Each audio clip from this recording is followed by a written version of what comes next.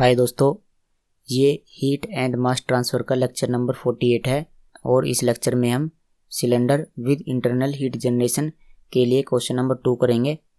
तो चलिए question number 2 देखते हैं। देखिए ये हमारे पास क्वेश्चन है। A current of 300 ampere passes through a stainless steel wire of 2.5 mm diameter and K equal to 20। तो हमारे पास क्या है, एक स्टेनलेस स्टील वायर है और जिसमें जो करंट फ्लो होता है वो 300 एम्पियर का होता है। तो जैसे कि अगर ये हमारे पास वायर है, इसमें जो करंट है यानी I की जो वैल्यू है वो कितनी है, 300 एम्पियर। जैसे कि ये वायर है तो वायर का मतलब क्या होता है, सिलेंडर। तो इसका हम डायग्राम बना लेते हैं। तो इसका कुछ टॉप व्यू इस तरह से दिखेगा हमें। तो ये डायमीटर कितना है हमारे पास, 2.5 mm। तो ऐसा कर लेते हैं, इसे mm से मीटर में कन्वर्ट कर लेते हैं। तो मीटर में कन्वर्ट करने के लिए हम क्या करेंगे, इसमें 10⁻³ से मल्टीप्लाई करेंगे और रेडियस कितनी आ जाएगी हमारे पास, ये जो रेडियस है ये आ जाएगी d/2। तो 2.5 इंटू 10⁻³ मीटर। तो यहाँ से R की वैल्यू आएगी 0.00125 मीटर और हमें K की वैल्यू गिवन है 20। तो इसे लिख लेते हैं K इक्वल टू 20। आगे देखिए, the resistivity of wire is 70 into 10⁻8 ohm metre. तो रेजिस्टिविटी क्या होती है, रो। तो rho equal to 70 into 10⁻8 ohm metre and the length of the wire is 2 metre. तो जो वायर की ये लेंथ है ये कितनी है, 2 मीटर है। तो L इक्वल टू 2 मीटर। आगे देखिए, if the wire is submerge in A fluid maintained eight 50 degree Celsius and the convective heat transfer coefficient at the wire surface is 4000। तो जो वायर है वो फ्लूइड में सबमर्ज कर दिया जाता है और फ्लूइड का टेम्परेचर जो है वो कितना है, 50। तो जैसे कि ये वायर है और यहाँ पर क्या है, फ्लूइड है और फ्लूइड का टेम्परेचर किससे रिप्रेजेंट किया जाता है, TA से। तो TA equal to 50 degree Celsius और यहाँ पर कन्वेक्टिव हीट ट्रांसफर कोफिशिएंट, इसका मतलब क्या है, H की वैल्यू कितनी है, 4000। Calculate the steady state temperature at the centre and at the surface of wire. तो हमें टेम्परेचर कैलकुलेट करना है सेंटर पर और वायर की सरफेस पर। तो जो सेंटर पर टेम्परेचर होता है वो क्या होता है, मैक्सिमम टेम्परेचर। तो हमें यहाँ पर मैक्सिमम टेम्परेचर फाइंड करना है और दूसरा हमें यहाँ पर सरफेस पर टेम्परेचर यानी TW। तो हमें यहाँ पर TW भी फाइंड करना है। तो देखो कुछ इस तरह से है। इसमें हमारे पास जो वायर था उसमें हमने करंट फ्लो करा और करंट फ्लो करने की वजह से इसमें क्या हुआ, हीट जनरेट हुआ। तो हीट जो भी जनरेट होती है उसकी हेल्प से हम जो फ्लूइड है उसको हीट करते हैं और फ्लूइड का जो टेम्परेचर है वो 50 डिग्री सेल्सियस पर मेंटेन रखते हैं। तो जो भी इसमें एनर्जी दी जाती है, इलेक्ट्रिकल एनर्जी, वो क्या होती है, वो थर्मल एनर्जी में कन्वर्ट हो जाती है। तो चलिए सबसे पहले हम ऐसा कर लेते हैं कि इसमें QG की वैल्यू फाइंड कर लेते हैं जो हमें नहीं गिवन है यहाँ पर।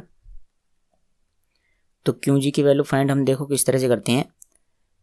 देखो सबसे पहले हम कैपिटल QG की वैल्यू फाइंड कर लेते हैं। ये किसके बराबर रहेगी, जो भी एनर्जी इसमें गिवन की जाती है। तो जो भी एनर्जी इसमें दी जाती है वो क्या होती है, देखो आपने इलेक्ट्रिकल में पढ़ा होगा कि पावर क्या होती है, यानी जो भी एनर्जी इसमें गिवन है वो कितनी है, P इक्वल टू VI या I²R या एक इसका तीसरा फॉर्मूला होता है V²/R। तो इन तीनों में से आप किसी को भी अप्लाई कर सकते हो और P क्या है आपका, यही तो है आपका QG। तो देखो इन तीनों में से आप क्या अप्लाई करोगे, देखो आपके पास करंट है और यहाँ पर रेजिस्टिविटी है। तो रेजिस्टिविटी से क्या आ जाएगा, रेजिस्टेंस आ जाएगा। तो आप ये वाला फॉर्मूला अप्लाई करोगे Q ji equal to I square R. तो आई स्क्वायर आर। अब आर के लिए आप यहाँ पर क्या करोगे कि फॉर्मूला लगाओगे। आपको पता होगा कि आर का फॉर्मूला क्या होता है। आर इक्वल टू होता है रो एल अपॉन ए। तो चलिए आर की वैल्यू यहाँ पर पुट कर देते हैं, I square into rho L upon A. अब हम क्यू जी फाइंड कर लेते हैं। तो small q ji equal to ये क्या रहेगा, capital Q G upon volume, क्योंकि स्मॉल क्यू जी क्या है, heat generate per unit volume. और small q ji equal to capital Q G की वैल्यू क्या है, ये है I square into rho L upon A. और जो वॉल्यूम होता है वो किस तरह से आता है, एरिया इंटू लेंथ। तो एरिया इंटू लेंथ, ये आपके पास क्या है, v की वैल्यू है। तो l से l कैंसिल हो जाएगा और हमारे पास यहाँ पर क्या बचा, Q ji equal to rho into I square upon A square.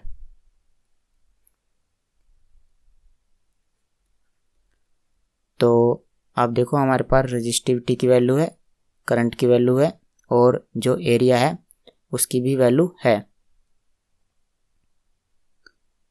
ठीक है, यहाँ पर हमें रेडियस दी गई है तो हम एरिया फाइंड कर सकते हैं आसानी से। तो चलिए हम सबसे पहले क्यू जी की ही वैल्यू फाइंड कर लेते हैं। तो इसमें हम सभी की वैल्यू पुट कर लेते हैं। देखो जो रेजिस्टिविटी है वो कितनी है, यहाँ पर देखिए 70 इंटू 10 की पावर -8। तो इसे यहाँ पर लिख लेते हैं 70 इंटू 10 की पावर -8।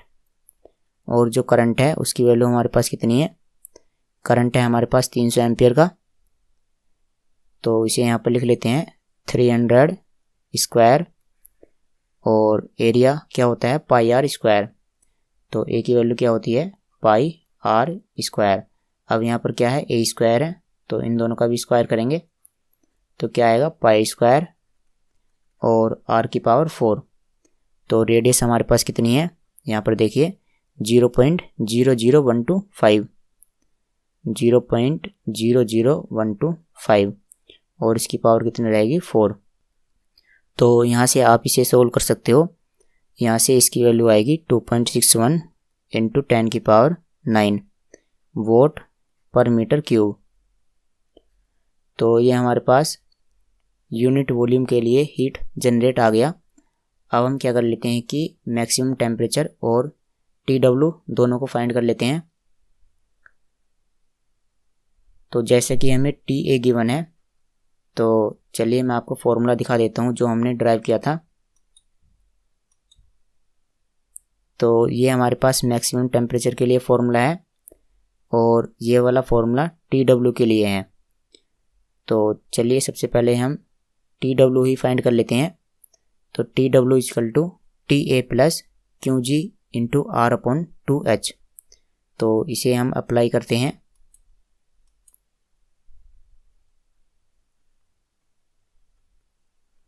तो देखिए TW यानी temperature at surface of the wire, TA plus Q G into R upon 2H। तो देखिए TW इक्वल टू ये क्या है, आपका एयर का टेम्परेचर। और एयर का टेम्परेचर कितना गिवन है, 50 डिग्री सेल्सियस। ठीक है, इसे यहाँ पर पुट करते हैं 50 प्लस क्यू जी कितना है, ये है तो 2.61 इंटू 10 की पावर 9 और रेडियस आपको पता है कितनी है, 0.00125। और देखो 2 इंटू हीट ट्रांसफ़र कोफिशिएंट। तो हीट ट्रांसफ़र कोफिशिएंट कितना है हमारे पास, ये है 4000। तो 4000। तो आप इसे आसानी से सोल्व कर सकते हो। मैं इसकी वैल्यू लिख देता हूँ। इसकी वैल्यू आएगी 457.8। तो चलिए अब हम मैक्सिमम टेम्परेचर फाइंड कर लेते हैं और उसके लिए फॉर्मूला अप्लाई करते हैं। तो मैक्सिमम टेम्परेचर का क्या फॉर्मूला है, TA plus Q G into R square upon 4K plus R upon 2H। और इसमें हम सभी की वैल्यू पुट कर देते हैं। तो T max is equal to T A की वैल्यू कितनी है 50 और क्यू जी की वैल्यू है 2.61 इंटू 10 की पावर 9 और आर स्क्वायर। तो आर रेडियस हमारे पास कितनी है 0.00125 और 4 इंटू थर्मल कंडक्टिविटी। तो कंडक्टिविटी देखो कितनी है हमारे पास, यहाँ पर आप देख सकते हो वो कितनी है 20।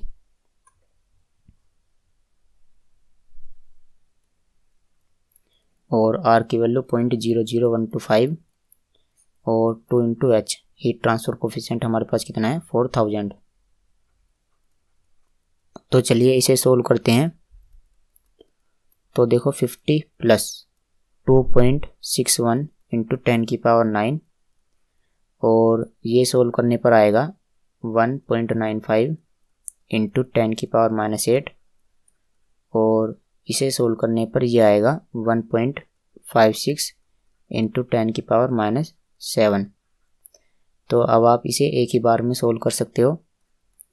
तो सोल्व करने पर इसकी वैल्यू आएगी 508.7 डिग्री सेल्सियस। तो जो आपके पास सिलेंडर था उसका जो मैक्सिमम टेम्परेचर है वो कितना है 508। तो मैक्सिमम टेम्परेचर आपको कहाँ पर मिलता है, इसके सेंटर पर। तो यहाँ पर टेम्परेचर कितना है 508 और जो सरफेस पर टेम्परेचर कितना है 457 और यहाँ पर एयर का टेम्परेचर आपको पता है कितना है 50 डिग्री सेल्सियस। तो इसका मतलब क्या है कि जो हीट फ्लो होती है वो सेंटर से बाहर की ओर फ्लो होती है रेडियल डायरेक्शन में। तो चलिए दोस्तों इस वीडियो में इतना ही। इससे अगली वाली वीडियो में हम क्वेश्चन नंबर 3 सोल्व करेंगे।